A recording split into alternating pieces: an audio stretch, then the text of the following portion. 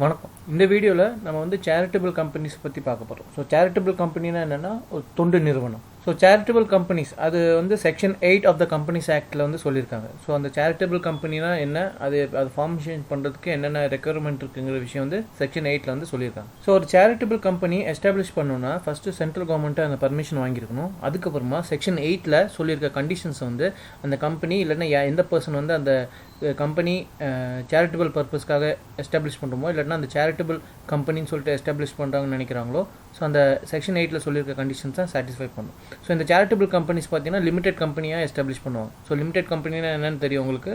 So வந்து அந்த கம்பெனியோட லைபிலிட்டிஸ் வந்து லிமிட்டடாக இருக்கும். ஸோ வந்து சப்போஸ் ஏதோ அந்த கம்பெனி வந்து ஏதோ பிரச்சனை மாட்டிருக்குன்னா அந்த கம்பெனி தான் அதுக்கு லைபிளை தவிர அதில் இருக்க டைரக்டர்ஸ் இல்லைன்னா அதில் இருக்க கோ ஃபவுண்டர்ஸ் மெம்பர்ஸ் யாருமே அதுக்கு லைபிள் ஆக மாட்டாங்க. ஸோ அந்த அவங்களோட லைபிலிட்டிஸ் பார்த்தீங்கன்னா ஒரு லிமிடெட் ஸ்டேஜ் வரைக்கும் இருக்கும். ஸோ அதுதான் limited company. So charitable companies வந்து லிமிடெட் கம்பெனியை எஸ்டாப்ளிஷ் பண்ண முடியும். ஸோ அதுக்கு வந்து கண்டிஷன்ஸ் என்னென்னு பார்த்தீங்கன்னா சென்ட்ரல் கவர்மெண்ட்டை பர்மிஷன் வாங்கியிருக்கணும்.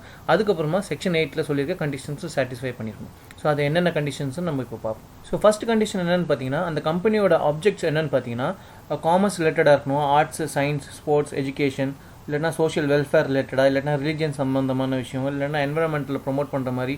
ஸோ அந்த மாதிரி விஷயங்கள் அப்ஜெக்டிவாக இருக்கணும். ஸோ அந்த சொல்லியிருக்க விஷயங்கள் வந்து ஸ்போர்ட்ஸ் இல்லைனா அந்த என்வரான்மெண்டல் ரிலேட்டடான இருக்க விஷயத்தை வந்து ப்ரொமோட் பண்ணுற மாதிரி இருக்கணும். ஸோ அதோட அந்த கம்பெனியோட மெயின் அப்ஜெக்டிவ் வந்து இந்த மாதிரி விஷயங்களை ப்ரொமோட் பண்ணுற மாதிரி இருக்கும். ஸோ செகண்ட் கண்டிஷன் என்னென்னு பார்த்தீங்கன்னா ஸோ அந்த கம்பெனி ரன் பண்ணுற மூலிமா ஸோ அதோட அப்ஜெக்ட் என்னென்னு டிஃபைன் பண்ணியிருப்பாங்க. பட் ஆனால் அந்த கம்பெனி ரன் பண்ணுறதுனால ப்ராஃபிட் வர விஷயம் என்ன பண்ணுவாங்கன்னு பார்த்தீங்கன்னா அந்த ப்ராஃபிட்டை திருப்பியும் அதோட அப்ஜெக்ட் என்னவோ அதை ப்ரொமோட் பண்ணுறதுக்காக தான் திருப்பி அதை அந்த ப்ராஃபிட்டை இன்வெஸ்ட் பண்ணுற மாதிரி இருக்கணும் அந்த கம்பெனியில். ஸோ அதுக்கப்புறமா அடுத்த கண்டிஷன் என்னென்னு பார்த்தீங்கன்னா அந்த ப்ராஃபிட்டில் வர விஷயத்தை வந்து டிவிடெண்டாக அந்த மெம்பர்ஸ்க்கு பிரிச்சுக்க மாட்டாங்க. ஸோ பிரிக்க முடியாது. ஸோ சப்போஸ் வந்து ஒரு கம்பெனியை வந்து சேரிட்டபிள் கம்பெனி அப்படின்னு சொல்லிட்டு நம்ம வந்து ரெஜிஸ்டர் பண்ணிட்டோம்னா இல்லைன்னா அதை ரெக்கக்னைஸ் பண்ணாங்கன்னா அப்போ வந்து அந்த கம்பெனிலேருந்து வர ப்ராஃபிட்டை வந்து அவங்க வந்து டிவிடெண்ட்டாக அங்கே அந்த கம்பெனியில் இருக்க மெம்பர்ஸுக்கு டிவைட் பண்ணி கொடுக்க முடியாது. அந்த ப்ராஃபிட்லேருந்து பண்ண முடியாது. ஏன்னா அந்த ப்ராஃபிட்டை தான் நம்ம வந்து திருப்பியும் எந்த அப்ஜெக்ட்டுக்காக அந்த சேரிட்டபிள் கம்பெனி எஸ்டாப்ளிஷ் பண்ணாங்களோ அதை ப்ரொமோட் பண்ணுறதுக்காக தான் அந்த ப்ராஃபிட்டை யூஸ் பண்ணணும் அப்படிங்கிற விஷயம் இந்த செக்ஷன் 8 அந்த கண்டிஷன்ஸ் வந்து சொல்லியிருக்காங்க. ஸோ நெக்ஸ்ட் சேரிட்டபிள் கம்பெனியில் என்ன நம்ம பார்க்க போகிறோம்னா ஸோ ஜென்ரலாக பார்த்தீங்கன்னா ஒரு கம்பெனி வந்து லிமிடெட் கம்பெனியாக இருந்துச்சுன்னா ஸோ அவங்களோட பேர் அந்த கம்பெனியோட பேர் எப்படி இருக்குன்னு பார்த்தீங்கன்னா so for example X company இருந்துச்சுன்னா அது லிமிடெட் லைபிலிட்டியோட இருந்துச்சுன்னா அப்போ என்ன எப்படி அந்த கம்பெனியோட பேர் இருக்குன்னு பார்த்தீங்கன்னா எக்ஸ் லிமிடெட் கம்பெனி அப்படின்னு இருக்கும். சப்போஸ் அதே இப்போ ப்ரைவேட் கம்பெனியாக இருந்ததுன்னா எக்ஸ் ப்ரைவேட் லிமிடெட் கம்பெனின்னு இருக்கும். பட் ஆனால் இந்த சேரிட்டபிள் கம்பெனி சப்போஸ் வந்து ஒரு கம்பெனி வந்து சேரிட்டபிள் பர்பஸ்க்காக எஸ்டாப்ளிஷ் பண்ணியிருக்காங்க அண்டர் செக்ஷன் 8 இருக்க கண்டிஷன்ஸ்லாம் சாட்டிஸ்ஃபை பண்ணியிருக்காங்கன்னா ஸோ கவர்மெண்ட் வந்து அவங்களுக்கு ஒரு பர்மிஷன் கொடுக்குறாங்க, ஒரு லைசன்ஸ் மாதிரி கொடுக்குறாங்க. என்னென்னா அந்த சேரிட்டபிள் கம்பெனி ஈவன் லிமிடெட் லைபிலிட்டிஸோடு இருந்தாலுமே அந்த சேரிட்டபிள் கம்பெனியோட பேரில் அந்த லிமிட்டடுங்கிற டேர்ம் வந்து யூஸ் பண்ணாமல் இருக்கலாம். ஃபார் எக்ஸாம்பிள் எக்ஸுங்கிற கம்பெனி சேரிட்டபிள் பர்பஸ்க்காக எஸ்டாப்ளிஷ் பண்ணியிருக்காங்க. ஸோ அவங்க வந்து அவங்களோட பேர் வந்து எக்ஸ் கம்பெனின்னு இருக்கலாம். ஸோ நார்மல் சினாரியோவில் பார்த்தீங்கன்னா எக்ஸ் லிமிடெட் கம்பெனின்னு நம்ம வந்து பேர் இருக்கும். பட் ஆனால் சேரிட்டபிள் பர்பஸில் அந்த லிமிட்டடுங்கிற டேர்ம் வந்து யூஸ் பண்ணாமல் இருக்கலாம். சப்போஸ் அந்த எக்ஸுங்கிற கம்பெனி ப்ரைவேட்டாக இருந்துச்சுன்னா ப்ரைவேட் லிமிடெட் கம்பெனின்னு போடணும், மென்ஷன் பண்ணியிருக்கணும். பட் ஆனால் இங்கே வந்து சேரிட்டபிள் பர்பஸ்க்காக பண்ணுறாங்கன்னா அப்போ வந்து அந்த எக்ஸ் கம்பெனின்னே போட்டுக்கலாம், எக்ஸ் என்ன போட்டுக்கலாம். அங்கே வந்து ப்ரைவேட் லிமிடெட் அப்படிங்கிற விஷயம் வந்து அந்த நேமில் வந்து மென்ஷன் பண்ணுங்கிற அவசியம் கிடையாது. ஸோ ப்ரொவைடட் கவர்மெண்ட் வந்து அந்த பர்மிஷன் வந்து கொடுத்துருக்கணும். ஸோ நெக்ஸ்ட் என்னென்னு பார்த்தீங்கன்னா ஒரு கம்பெனி வந்து சேரிட்டபிள் பர்பஸ்க்காக இல்லைன்னா சேரிட்டபிள் கம்பெனியாக எஸ்டாப்ளிஷ் பண்ணணும்னா ஸோ அந்த விஷயத்தை வந்து ரெஜிஸ்டர்கிட்ட அப்ரோச் பண்ணி அந்த ப்ரிஸ்கிரைப் ஃபார்ம் வந்து அவர்கிட்ட கொடுத்து அந்த சேரிட்டபிள் இன்ஸ்டியூஷன் வந்து எஸ்டாப்ளிஷ் பண்ணிக்கலாம். ஸோ அந்த சேரிட்டபிள் பர்பஸையும் வந்து மென்ஷன் பண்ணணும். ஸோ அந்த கம்பெனி வந்து சேரிட்டபிள் கம்பெனி எஸ்டாப்ளிஷ் ஆனாலுமே அந்த பேரில் அந்த சேரிட்டபிள் கம்பெனியில் லிமிட்டடுங்கிற டேர்ம் வந்து யூஸ் பண்ணலனாலுமே அந்த கம்பெனி வந்து லிமிடெட் கம்பெனி என்னென்ன ப்ரிவிலேஜ் என்ஜாய் பண்ணுறாங்களோ அந்த சேரிட்டபிள் கம்பெனியுமே சரி அந்த ரெஸ்பெக்டிவ் கம்பெனி சேரிட்டபிள் பர்பஸ்க்காக எஸ்டாப்ளிஷ் ஆகிருக்க கம்பெனி வந்து அந்த லிமிடெட் கம்பெனியில் என்னென்ன ப்ரிவிலேஜஸ் இருக்கோ அது எல்லாத்தையும் என்ஜாய் பண்ணுவாங்க. ஸோ நெக்ஸ்ட் வந்து அந்த சேரிட்டபிள் கம்பெனியில் ஒரு பார்ட்னர்ஷிப் ஃபார்ம் வந்து ஒரு மெம்பராக இருக்கலாம்.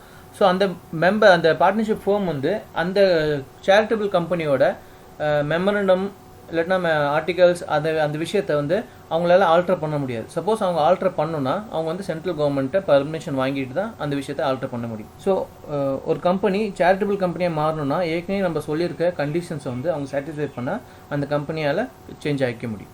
ஸோ ஒரு கம்பெனியும் சேரிட்டபிள் கம்பெனியாக எஸ்டாப்ளிஷ் ஆனதுக்கப்புறமா அந்த செக்ஷன் 8 சொல்லியிருக்க கண்டிஷன்ஸை ஃபாலோ பண்ணலன்னா இல்லைனா அதில் இருக்க நார்ம்ஸ் வந்து சாட்டிஸ்ஃபை பண்ணலனாலும், இல்லைனா சென்ட்ரல் கவர்மெண்ட் கொடுத்துருக்க நார்ம்ஸ் இல்லைனா கண்டிஷன்ஸை சாட்டிஸ்ஃபை பண்ணலனாலுமே, ஸோ சென்ட்ரல் கவர்மெண்ட்டுக்கு பவர் இருக்குது. என்ன பவர் இருக்குதுன்னு பார்த்தீங்கன்னா, அந்த சேரிட்டபிள் கம்பெனின்னு எஸ்டாப்ளிஷ் ஆன அந்த ரெக்கக்னிஷனை வந்து அந்த கம்பெனியோட லைசன்ஸை கேன்சல் பண்ணுறதுக்கு சென்ட்ரல் கவர்மெண்ட்டுக்கு பவர் இருக்குது. ஸோ அந்த லைசன்ஸை கேன்சல் பண்ணுறதுக்கு முன்னாடி அந்த கம்பெனி சைடில் அவங்களோட என்ன ரீசன்னால அவங்களால அந்த கண்டிஷன்ஸை வந்து சாட்டிஸ்ஃபை பண்ண முடியல அப்படிங்கிற ரீசன் வந்து அவங்ககிட்ட இருந்து கேட்டு தெரிஞ்சுக்கணும். ஸோ அதுக்கப்புறம் கேட்டதுக்கப்புறம் ஒன்ஸ் ஈவன் அந்த ரீசனை கேட்டதுக்கப்புறமும் சென்ட்ரல் கவர்மெண்ட் சாட்டிஸ்ஃபை ஆகலைன்னா அவங்க வந்து அந்த லைசன்ஸை கேன்சல் பண்ணுறதுக்கு சென்ட்ரல் கவர்மெண்ட்டுக்கு அந்த பவர் இருக்குது. ஸோ அந்த கேன்சல் பண்ணுற விஷயம் மற்ற எல்லா விஷயத்தையும் அந்த ஆர்டரை வந்து ரெஜிஸ்டர்கிட்ட சப்மிட் பண்ணணும். ஸோ ஒன்ஸ் அந்த கம்பெனி வந்து அந்த கண்டிஷன்ஸை சாட்டிஸ்ஃபை பண்ண முடியலன்னா அந்த சேரிட்டபிள் கம்பெனிங்கிற ஸ்டேட்டஸை வந்து சென்ட்ரல் கவர்மெண்ட் கேன்சல் பண்ணுறதுக்கு அவங்களுக்கு பவர் இருக்குது.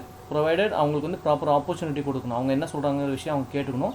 அதுக்கப்புறமா அந்த ஆர்டர் அந்த லைசன்ஸை கேன்சல் பண்ணுற ஆர்டர் வந்து ரெஜிஸ்டர்கிட்ட சப்மிட் பண்ணணும். ஸோ ஒன்ஸ் அந்த கம்பெனியோட லைசன்ஸை கேன்சல் பண்ணதுக்கப்புறமா அந்த சேரிட்டபிள் கம்பெனியை வந்து வைண்ட் அப் பண்ணுறதுக்கு சென்ட்ரல் கவர்மெண்ட் ஆர்டர் பண்ணுவாங்க. ஸோ அந்த ஆர்டர் பண்ணுறதுக்கு மெயின் ரீசன் என்ன இருக்கும்போது பப்ளிக் இன்ட்ரெஸ்ட் ரீசன்னால அதை வந்து வைண்ட் அப் பண்ண சொல்லுவாங்க. காரணம் என்னென்னா அந்த கம்பெனி எஸ்டாப்ளிஷ் பண்ணி அந்த கம்பெனிக்கு ஒரு நேம் வந்து ரெக்கக்னிஷன் கிடச்சிருக்கும். காரணம் என்னென்னா அது சேரிட்டபிள் பர்பஸ்க்காக பண்ணியிருக்காங்க. ஸோ ஒரு பர்டிகுலர் ஃபீல்டை வந்து ப்ரொமோட் பண்ணுறதுக்காக அந்த கம்பெனி வந்து ஒர்க் பண்ணிட்டு இருக்குங்கிற விஷயம் வந்து பப்ளிக் சைடில் இருக்கும். ஸோ ஒன்ஸ் அந்த கண்டிஷன்ஸ் அவங்க வந்து சாட்டிஸ்ஃபை பண்ணல, அதனால தான் அவங்க லைசன்ஸை ரிவோக் பண்ணியிருப்பாங்க, ஸோ கேன்சல் பண்ணியிருப்பாங்க. ஸோ அதனால் அதுக்கப்புறமா சென்ட்ரல் கவர்மெண்ட் என்ன பண்ணுவாங்கன்னா அந்த கம்பெனியை வந்து வைண்ட் அப் பண்ணுறதுக்கு ஆர்டர் கொடுப்பாங்க. ஸோ இதுலேயும் பார்த்தீங்கன்னா ப்ராப்பர் ஆப்பர்ச்சுனிட்டி அந்த கம்பெனி கொடுக்கணும். அவங்க சைடில் அவங்க தரப்பில் என்ன சொல்கிறாங்க அப்படிங்கிற விஷயம் வந்து சென்ட்ரல் கவர்மெண்ட் கேட்டுட்டு அதுக்கப்புறமா தான் அந்த வைண்ட் அப் பண்ணுற ஆர்டர்ஸ் வந்து அவங்க கொடுக்கணும். சப்போஸ் வந்து அந்த வைண்ட் அப் ஆப்ஷன் இல்லாமல் அந்த சென்ட்ரல் கவர்மெண்ட் வந்து இன்னொரு ஆப்ஷன்ஸும் அவங்களுக்கு கொடுக்கலாம், இல்லாட்டினா இன்னொரு ஆர்டர் வந்து அவங்க கொடுப்பாங்க. ஸோ அது என்னன்னு பார்த்தீங்கன்னா சேம் இன்னொரு charitable company with same object இருந்துச்சுன்னா ஸோ அந்த கம்பெனியோட இப்போ எக்ஸிஸ்டிங் இருக்கிற கம்பெனி வந்து மெர்ஜ் பண்ணிக்கிறதுக்கு ஆர்டர் கொடுக்கலாம். ஸோ ப்ரொவைடட் மற்ற எல்லா கண்டிஷன்ஸ் வந்து சாட்டிஸ்ஃபை ஆகுதா, இல்லைனா அது வந்து பாசிட்டிவான விஷயம் நடக்குமா அப்படிங்கிற விஷயம் எல்லாம் செக் பண்ணிவிட்டு அந்த இன்னொரு கம்பெனியோட ஜாயின் பண்ணிக்கிறதுக்கு ஆர்டர் கொடுக்கலாம். ஸோ அந்த ஆர்டரில் பார்த்தீங்கன்னா அந்த எப்படி அந்த ரெண்டு கம்பெனி மெர்ஜ் பண்ணிக்கிற விஷயங்கள் வந்து அந்த ஆர்டர்லேயே சில கண்டிஷன்ஸ்லாம் மென்ஷன் பண்ணியிருப்போம். ஸோ அந்த கண்டிஷன்ஸை சாட்டிஸ்ஃபை பண்ணதுக்கப்புறமா அந்த எந்த கம்பெனி வந்து வைண்ட் அப் பண்ண சொல்கிறாங்களோ மேபி அந்த கம்பெனி வந்து இன்னொரு கம்பெனியோட மெர்ஜ் பண்ணிக்க சொல்லலாம். அந்த கம்பெனி எந்த கம்பெனியோட மெர்ஜ் பண்ணிக்கணுமோ அந்த கம்பெனியும் சேரிட்டபிள் கம்பெனியாக இருக்கணும். ஸோ அந்த ரெண்டு கம்பெனியோட ஆப்ஜெக்ட்ஸ் வந்து கைண்ட் ஆஃப் சிமிலராக இருக்கணும். ஸோ அப்போ தான் வந்து மெர்ஜ் பண்ணிக்க முடியும். அப்படி இல்லைனா அந்த வைண்ட் அப் தான் பண்ண சொல்லுவாங்க அந்த கம்பெனி. சப்போஸ் ஏற்கனவே இன்னொரு கம்பெனி இருக்குது, ப்ராப்பராக ரன் பண்ணிகிட்ருக்காங்க, சேரிட்டபிள் பர்பஸ்க்காக ப்ரொமோட் பண்ணிகிட்ருக்காங்க, இல்லைனா கன்சர்ன் ஃபீல்டை ப்ரொமோட் பண்ணிகிட்ருக்காங்கன்னா அந்த கம்பெனியோட மெர்ஜ் பண்ணிக்கிறதுக்கு அந்த சென்ட்ரல் கவர்மெண்ட் வந்து ஆர்டர் கொடுப்போம். ஸோ அந்த சென்ட்ரல் கவர்மெண்ட் வந்து ஒரு பர்டிகுலர் கம்பெனியை வந்து வைண்ட் அப் பண்ணுறதுக்கு ஆர்டர் கொடுத்துட்டாங்கன்னா ஸோ மேபி வைண்ட் அப் பண்ணதுக்கப்புறமா அந்த கம்பெனியோட அசெட் சர்ப்ளஸாக இருக்கும்போது, இல்லைன்னா அந்த கம்பெனியோட ப்ராப்பர்ட்டிஸ் அதிகமாக இருக்கும்போது பார்த்தீங்கன்னா ஏற்கனவே சொன்ன மாதிரி அந்த ப்ராப்பர்ட்டியை வந்து இன்னொரு charitable company with same objective இல்லைன்னா சேரிட்டபிள் கம்பெனிக்கு அந்த அசெட்ஸை வந்து ட்ரான்ஸ்ஃபர் பண்ணிக்கலாம். அப்படி இல்லைனா ரீஹாபிலிட்டேஷன் அண்ட் இன்சால்வன்சி ஃபண்ட் வந்து ஒரு ஃபண்ட் வந்து கிரியேட் பண்ணி வச்சுருக்காங்க. So according to section 269 rehabilitation and insolvency ஃபண்டுன்னு சொல்லிட்டு கிரியேட் பண்ணியிருக்காங்க. ஸோ இல்லைன்னா அந்த அமௌண்ட் வந்து அந்த ஃபண்டுக்கு வந்து ட்ரான்ஸ்ஃபர் பண்ணிக்கலாம். ஸோ இந்த விஷயங்கள் வந்து ட்ரிபுனல் தான் அந்த என்ன பண்ணலாம் அப்படிங்கிற விஷயம் சொல்லுவாங்க. ஸோ அப்படி ஏதாச்சும் ஒரு ஆக்ஷன் பண்ணணும்னா சில கண்டிஷன்ஸ் வந்து ட்ரிபுனல் வந்து ப்ரிஸ்கிரைப் பண்ணியிருப்பாங்க. அந்த கண்டிஷன்ஸை சாட்டிஸ்ஃபை பண்ணிட்டு என்ன ஆக்ஷன் வந்து அவங்க விரும்புகிறாங்களோ அந்த விஷயத்த பண்ணிடணும். சப்போஸ் அந்த வைண்ட் அப் பண்ணும்போது அசெட்ஸ் அதிகமாக இருக்கும்போது இன்னொரு கம்பெனிக்கு வந்து அந்த அசெட்ஸ் வந்து ட்ரான்ஸ்ஃபர் பண்ணிக்கலாம். வித் அந்த கம்பெனியுமே சேரிட்டபிள் கம்பெனியாக இருக்கணும்.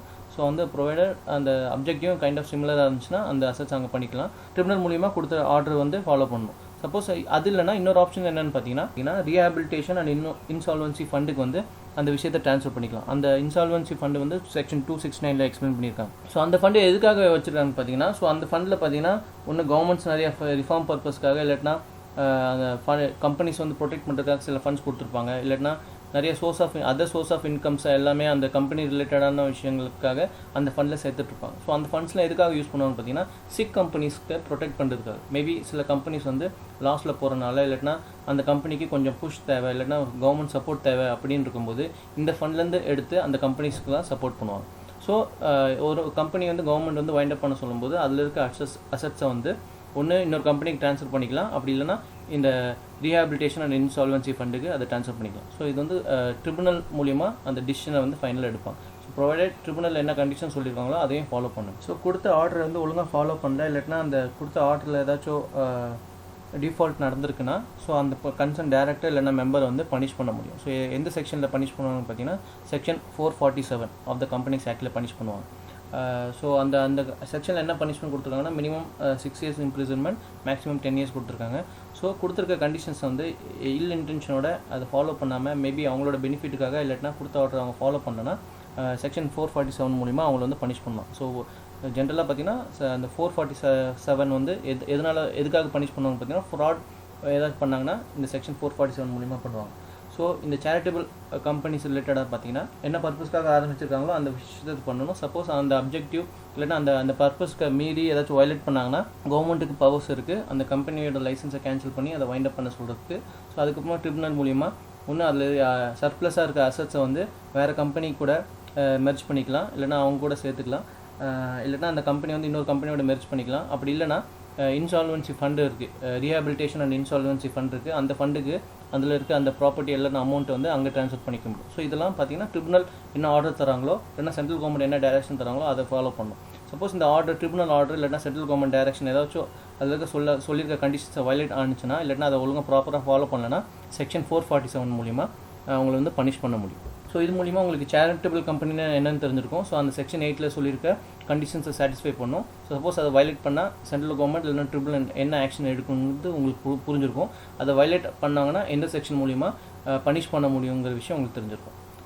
உங்களுக்கு எல்லாம் புரிஞ்சிருக்கும்னு நினைக்கிறேன். Okay, thank you.